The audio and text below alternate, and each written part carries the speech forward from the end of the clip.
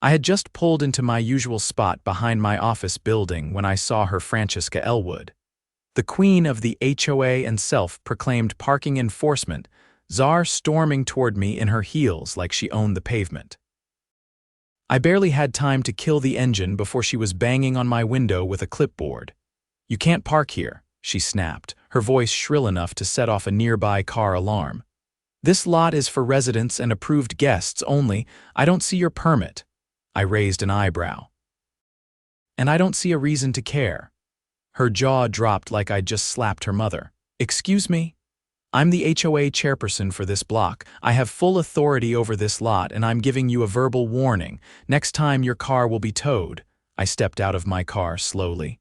"Really? You're gonna tow my car from my own property?" she scoffed. "Your property? Don't play dumb. This lot is clearly part of the HOA's jurisdiction. We've had it under control for years. That spot you're parked in, it belongs to the community." I let out a short laugh. "Francesca, right?" She stiffened. "That's Miss Elwood to you." "Well, Miss Elwood," I said, pulling a folded document from my glove box, "this is the deed to the entire lot.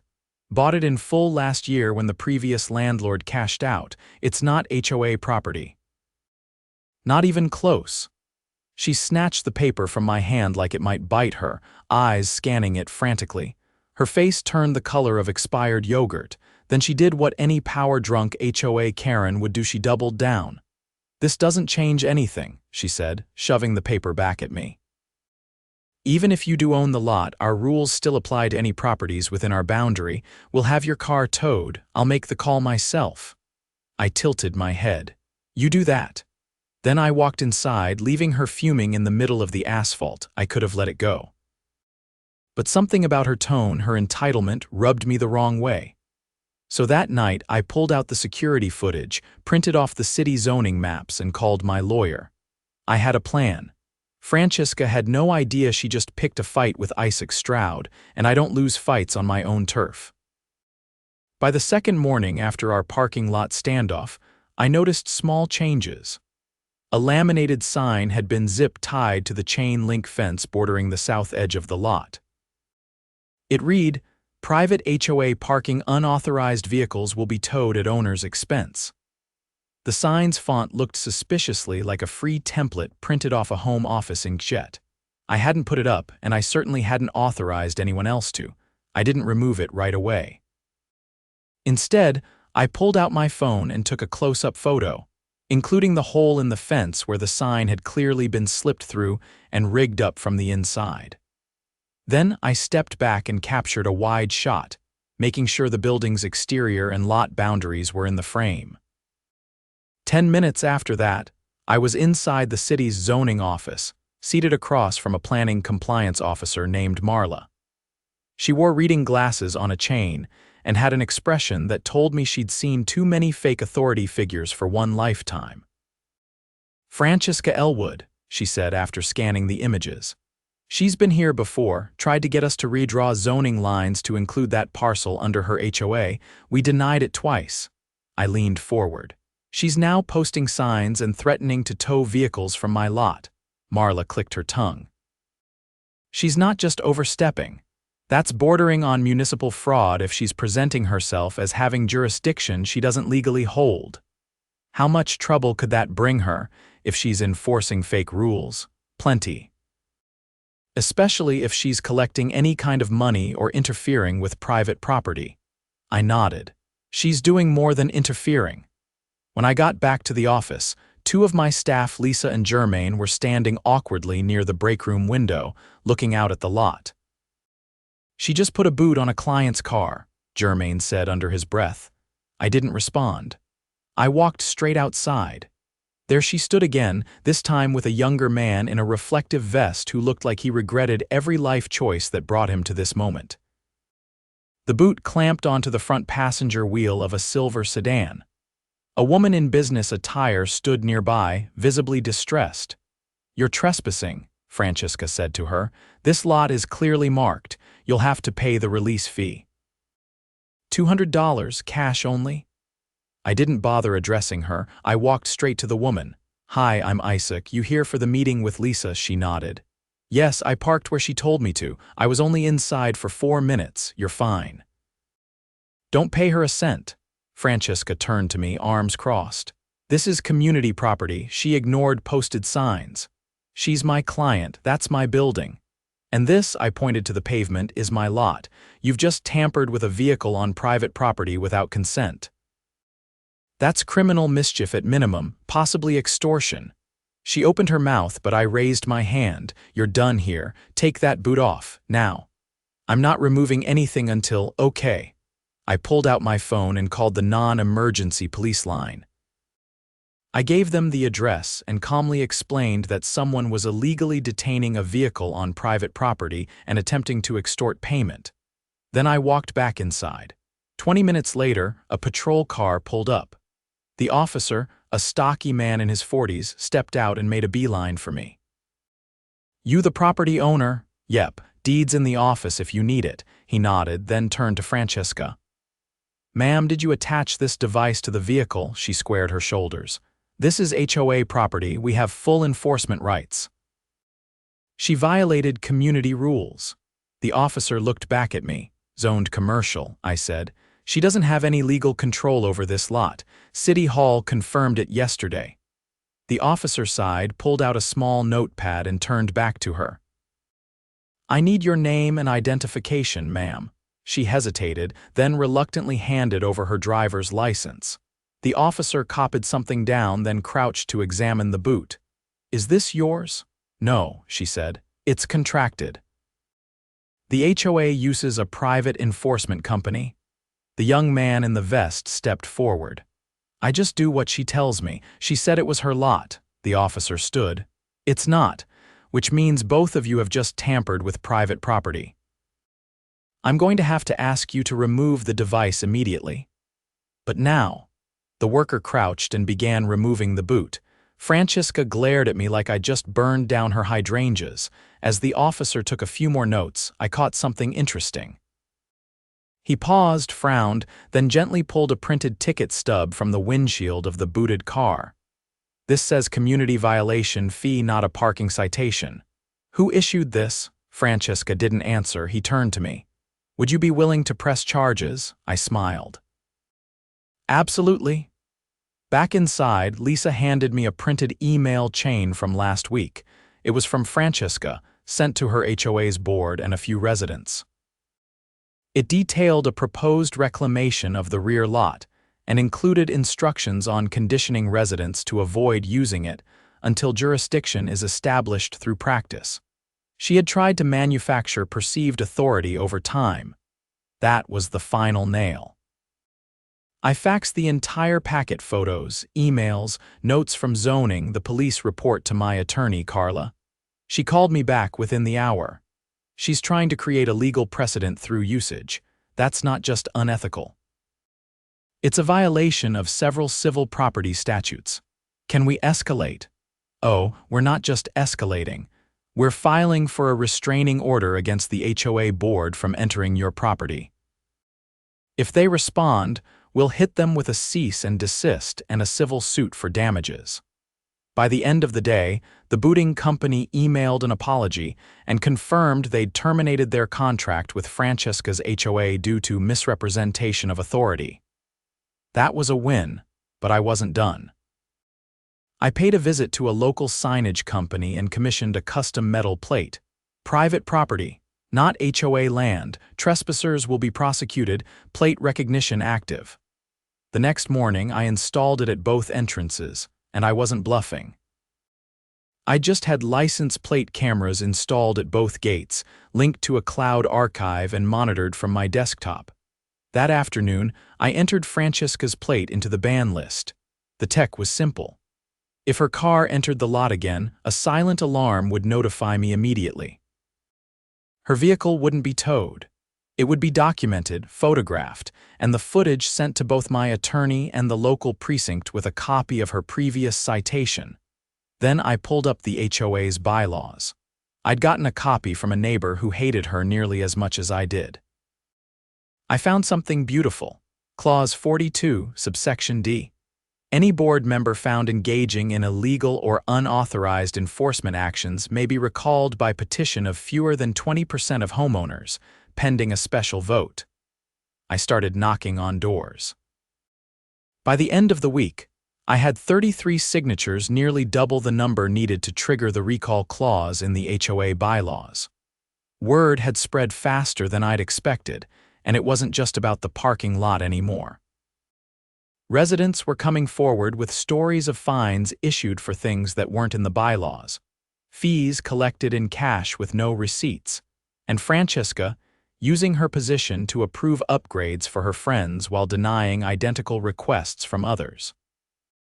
On Saturday morning, I received a call from Carla. "You're going to want to see this," she said. I met her at her office, where she had a printed packet waiting. It was a set of bank statements publicly available because the HOA operated as a nonprofit and had a mandatory disclosure clause buried in its charter. Carla, being the type who reads the fine print for fun, had filed the appropriate request and connected the dots. There are cash withdrawals every Friday. Always the same branch, same amount, $900, just under the federal reporting threshold. No notation, no accounting trail. I flipped through the pages. The pattern went back 2 years. Nearly $90,000 withdrawn with no documentation. She's laundering HOA funds, I said, at the very least misappropriating them, and if she's issuing fines and collecting them off the books, that's wire fraud. She's using the HOA like a personal ATM. I nodded slowly. Let's take it to the police. 2 hours later, I was sitting across from a white-collar crimes detective in a downtown precinct conference room. He didn't look like what you'd expect: no tie, sleeves rolled to the elbows, and a coffee mug that read, "I hate paperwork." "She's not subtle," he said, flipping through the file. "These withdrawals are textbook structuring, and the booting incident, that's actionable. This isn't just a civil matter anymore. You'll open a case," he gave a short nod. "We'll start with a subpoena for the HOA's full financials. If she fights it, that tells me even more. I'll also be contacting the city's nonprofit oversight board. If she's been issuing illegal fines and threatening residents with enforcement outside her legal authority, that's enough for a fraud charge." I left the station knowing things were about to get a whole lot more uncomfortable for Francesca. But I wasn't done. The following Monday, I posted a notice on the community board outside my office.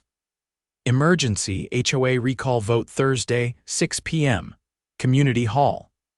Below it, I listed the clause number from the bylaws authorizing the vote and the names of the 33 residents supporting the recall request. I also included a QR code linking to an online archive containing scanned images of the booting report, the zoning maps, the city's denial of jurisdiction, and the HOA's own charter. It was all laid out clearly, no commentary, just facts. By Wednesday, the board had tried to remove the posting twice. I replaced it each time, and after the third attempt, I installed a motion-triggered camera just above it. That evening, it caught someone in a wide-brimmed hat and hoodie trying to rip it down again. I uploaded the footage to the community archive.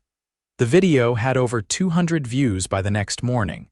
The vote was held in a cramped, overheated room with mismatched folding chairs and fluorescent lights that buzzed like angry wasps. Francesca arrived late, dripping with false confidence and surrounded by 2 other board members who looked like they'd rather be anywhere else. She tried to call the meeting to order, but the crowd refused to quiet down. A man near the back stood up and raised his hand.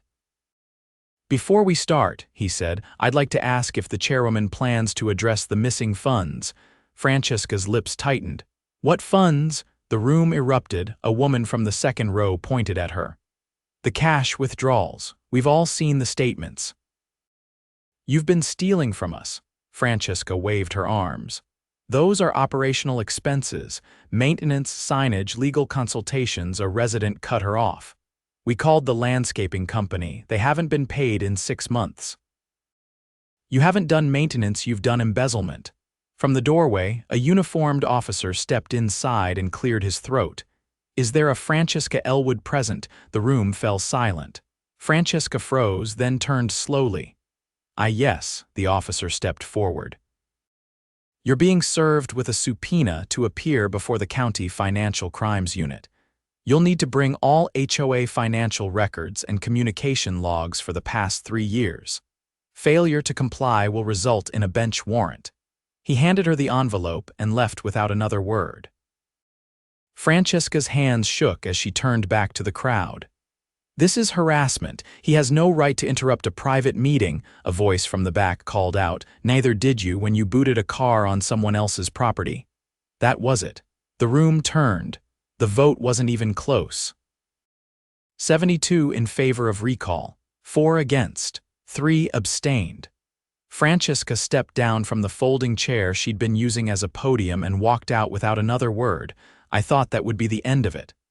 But 2 days later, I received a call from Carla with a tone I hadn't heard before. She tried to wipe the books. I blinked. What? The HOA's cloud account, the one where they keep digital records. She tried to delete everything, but the hosting company flagged the mass deletion and froze the account. They've already handed the backups over to the police. She just tanked her own defense. She's going to be indicted, Isaac, and not just for theft. Attempted destruction of evidence, obstruction, possibly conspiracy if anyone else knew. The next week, Francesca was arrested at her home. No press. No cameras. Just a quiet exit in a squad car while 2 officers cataloged boxes of documents removed from her garage. The community held another emergency meeting, this time to restructure the board. A retired accountant named Gloria took over as interim president. She was soft-spoken, methodical, and very clear about one thing in her opening remarks. No more cash payments, no more secret votes. And no more pretending we have power we don't. The new board rescinded over 90 improperly issued citations and offered refunds to residents who could produce proof of fines. They also voted to install an independent auditor every 6 months. I was offered a seat on the board, but I declined. I had my parking lot, my cameras, and more important things to focus on, like running my business in peace. The last I heard, Francesca was facing 6 felony charges. Her attorney tried to argue that she'd misunderstood her role and had simply been overzealous. The judge wasn't impressed. A month later, I got a letter in the mail. It was from the HOA's insurance carrier. They'd settled with the residents out of court and included a reimbursement check for the costs I'd incurred installing the signage and surveillance system. I used it to upgrade the cameras and add lighting to the lot. The new sign I had installed that week said, "Welcome. This property is independently owned and monitored. No HOA authority beyond this point." And just beneath it, in tiny print, "Fraud will be prosecuted." The morning after Francesca's arrest, I stopped by the cafe across from my office. It was quiet, just the way I liked it, except for the 2 elderly men at the corner table whispering like they were sitting on national secrets. One of them, Phil, had lived on the block for over 20 years. He waved me over without looking up. "You hear the rest," he muttered. I pulled out a chair. Rest of what? She wasn't acting alone. I narrowed my eyes. "Who?" He leaned closer. "Her nephew, board secretary. He's been the one handling the digital records. They found deleted audit logs on his laptop. City's got the device now. Apparently, he tried wiping it with some cheap software. That connected a few more dots. The digital trail didn't just vanish. Someone had tried to erase it. I thanked him, left a generous tip, and walked straight to Carla's office. She was already on the phone, pacing with her heels clicking softly against the tile. She raised a finger when she saw me, finished the call, and sat down. "You're just in time," she said, flipping open a folder. "The DA's office just filed additional charges. Turns out Francesca's nephew Marshall is implicated in the entire scheme. He falsified meeting minutes to authorize withdrawals. They even found a forged invoice trail." "Let me guess," I said. "Fake vendors, 3 of them, all shell names." The account numbers traced back to a single joint bank account, hers and his. They were siphoning HOA funds into what they labeled as special projects. Are they both going down for it? She nodded. The DA's building a case for conspiracy, wire fraud, and felony embezzlement. And now that it's crossed into digital tampering, the state cybercrime unit is involved. I leaned back in my chair. All that just to fake control over a parking lot. Control was just the start, Carla said. Turns out they'd been planning to leverage the HOA's assets to secure a personal loan. A mortgage application was found in her files. She was trying to use the HOA's balance sheet as collateral. They were trying to borrow against funds they stole, and they almost got away with it. By the time I returned to my office, the new HOA board had sent out a public memo. It was refreshingly short and direct. All enforcement actions were suspended until further notice. All financials were being audited by a third-party firm, and residents who had paid fines in cash could submit claims for reimbursement. Gloria, the new interim president, stopped by later that afternoon. She held a manila folder and wore a windbreaker that looked older than the neighborhood itself. "I figured you'd want a copy of this," she said, handing me the folder. "It's the updated HOA charter. We voted to amend it. Already, emergency clause. 76% approval. From now on, no single board member can authorize enforcement actions, and any fines over $50 require dual signatures and documented proof." I flipped through the pages. The language was clear, stripped of the legalese Francesca had buried everything under. "You did good work," I said. "We just followed your lead," she replied. "You didn't just stop her. You showed people they didn't have to be afraid of the board." A few days later, I received an invitation to a community dinner. Not a meeting, not a fundraiser, just food, music, and neighbors reconnecting. I almost didn't go, but curiosity got the better of me. The park was strung with lights. Kids ran around with glow sticks, and someone had set up a grill near the tennis courts. I recognized faces I'd only seen behind blinds and closed doors before. People waved. They smiled. They treated me like a neighbor, not just the guy with security cameras and a lawyer on speed dial. I found myself next to Phil again, who was balancing a paper plate stacked with ribs. "Looks different around here, doesn't it?" he said. "Feels different too." He nodded toward the lot across the street. "You keeping the cameras up?" "Oh yeah," I said, "but now they're mostly just for show." Haven't had a single incident since the vote. I stayed longer than I'd planned.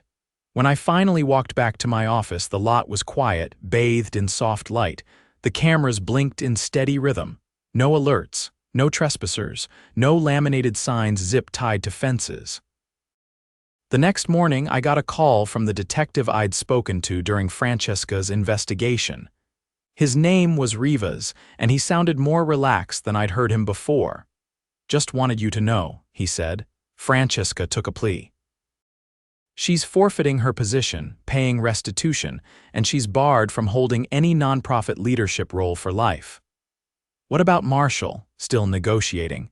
His record's cleaner, but they've got solid digital evidence. He'll see charges stick. Appreciate the update." Before he hung up, he added, "You did right by your neighbors. Most people just roll over when someone like her pushes this hard." "Not my style," I said. The following month, the HOA published its first full financial report in over 5 years. It was transparent to a fault down to the cost of paperclips and postage. Residents were invited to review it and submit questions. No more secret votes. No more surprise fines.